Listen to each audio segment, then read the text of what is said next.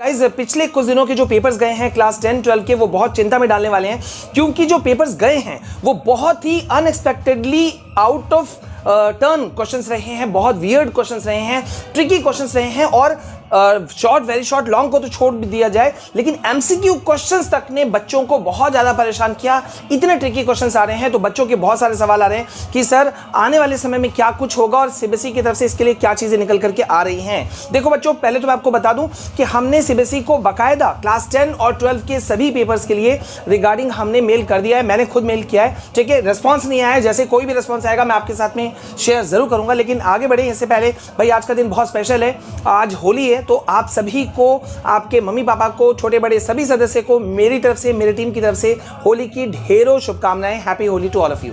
Okay guys, अब यहां पे एक बड़ा चीज है कि भाई अभी इस वक्त मैं आप लोगों का चिंता समझ सकता हूं कि जो सिनेरियो है वो बहुत गड़बड़ है। जैसा कि अभी आप देख सकते हो कि यहां पे जो क्वेश्चंस आ रहे हैं, ठीक है, बच्चे जो प्रैक्टिस कर रहे हैं वो कर रहे थे किससे, सैंपल पेपर से, प्रैक्टिस पेपर को बेस बना के कर रहे थे। लेकिन बहुत ही शॉकिंग चीज हुआ कि सैंपल पेपर भी काम नहीं आया। और सबसे पहले तो सैंपल पेपर तो नहीं आया, सवाल इतने डिफिकल्ट आए, स्टूडेंट्स कह रहे हैं कि आउट ऑफ 35 क्वेश्चंस बहुत सारे सवाल छूट गए। और जो इवन जो एमसीक्यू क्वेश्चंस थे उन क्वेश्चंस ने भी बच्चों को परेशान कर दिया। तो अब बच्चे बड़े परेशान हो गए हैं कि मेरे पास मेल्स आ रहे हैं, सुबह से मैसेजेस मैं लगातार देख रहा हूं, इतने मेल्स मैसेजेस हैं कि मैं बता नहीं सकता। सबके मन में, 10 12 के स्टूडेंट के मन में एक ही चीज़ है कि सर अब हमें तैयारी कैसे करनी चाहिए, हमारा स्ट्रैटेजी कैसा होना चाहिए। देखो बच्चों, ये बात तो सही है कि आप लोगों को अपने स्ट्रैटेजी के लिए या आपको अपने आने वाले अपकमिंग एग्जाम्स के लिए बहुत ज़्यादा सोचना चाहिए, ठीक है।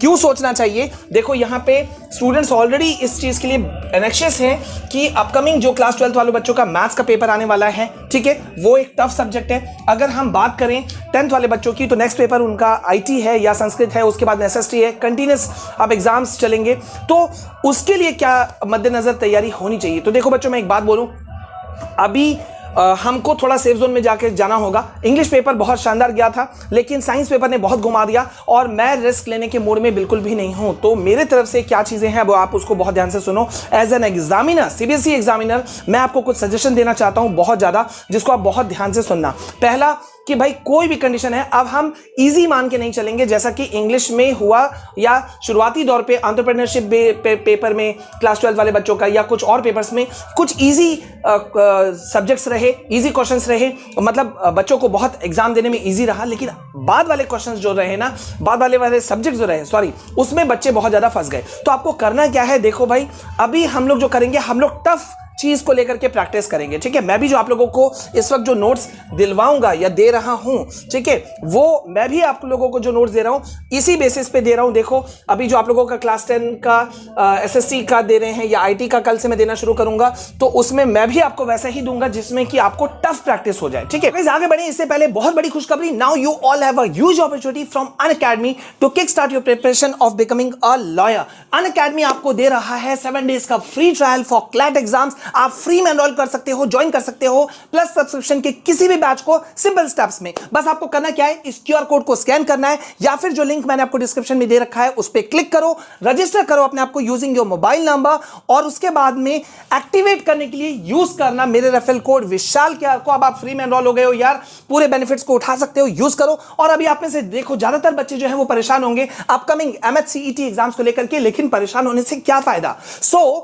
आप 11 मार्च को दोपहर 2 बजे इस फ्री मॉक टेस्ट को आप ज्वाइन कर सकते हो। क्यूआर कोड को यूज करना, मेरे रेफरल कोड को यूज करना, और यार बेनिफिट्स उठाओ, देखो आप कहां स्टैंड करते हो। और इसके ठीक अगले दिन यानी कि 12 मार्च को डेडिकेटेड पेपर एनालिसिस को भी ज्वाइन करना बिल्कुल नहीं भूलना।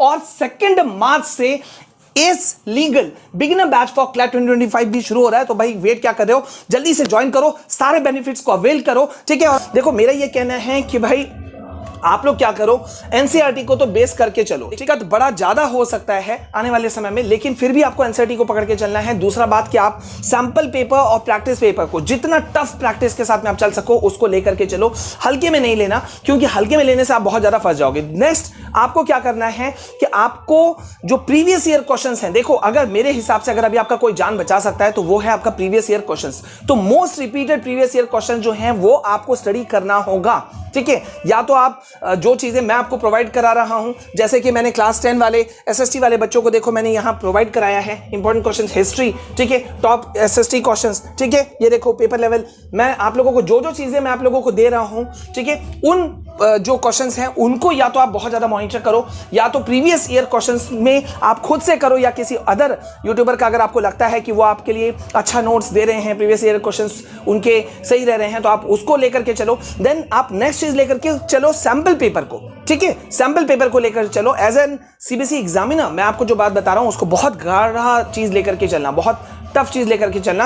अभी हल्के में हम लोग अब किसी पेपर को नहीं लेंगे, मैं आपको लेने का सजेशन नहीं दूंगा। आपको कैसे करना चाहिए, आपको करना चाहिए हर एक सब्जेक्ट को सीरियसली लो, एनसीईआरटी पकड़ो, सैंपल पेपर प्रैक्टिस पेपर पकड़ो और प्रीवियस ईयर क्वेश्चंस को पकड़ो। और अगर अभी जैसा अभी आपके पास टाइम है नेक्स्ट पेपर आने में, चाहे संस्कृत का हो 10th वालों का या आईटी का हो, ठीक है, स्टिल यू हैव टाइम, तो सैंपल पेपर कम से कम अगर आप देख सको तो उसको जरूर देख लो। मैं नहीं कह रहा हूं 3 घंटे का एक सैंपल पेपर आप प्रैक्टिस करो, क्योंकि अब वो समय नहीं है, अभी आप रिविजन में जाओगे कि सैंपल पेपर में जाओगे, ठीक है, लेकिन मैं आपको यह सजेस्ट जरूर करूंगा कि आप सैंपल पेपर को देखो, उसमें कितने क्वेश्चंस आपको आते हैं वो मॉनिटर करो, और जो नहीं आता है most of the sample paper books के अंदर में आपको आंसर से मिल जाता है, तो आप उसको लेकर के चलो, ठीक है। और सबसे ज्यादा फोकस रखो इस बीच में कि आपका राइटिंग स्पीड जो है with handwriting, writing speed with handwriting आपको थोड़ा सा इंक्रीज करना है, सो दैट कि भाई आपको दिक्कतों का सामना नहीं करना पड़े जब आप एग्जाम में बैठोगे। तो टफ पेपर अगर हम मान के चलते हैं तो आप ज्यादा लिखोगे भी और ज्यादा स्मूथली भी चलोगे। अच्छा, यहां पे मैं आपको देखो कुछ चीजें दिखाना चाहता हूं।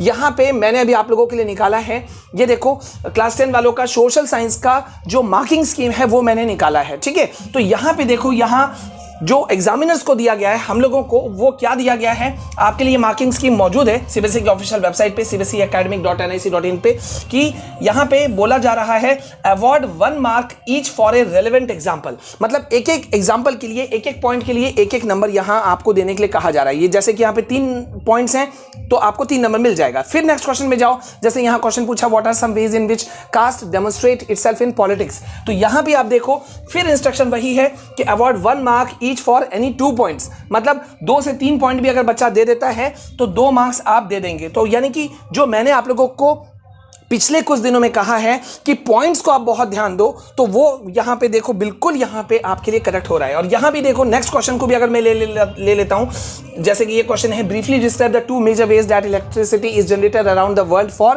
ह्यूमन कंजप्शन, तो यहां पे भी देखो सेम वही पॉइंट दिया गया है, award 1 mark for each point. देख रहे हो यहां देखो, यहां क्या लिखा हुआ है, award 1 mark each for any 2 sources mentioned below.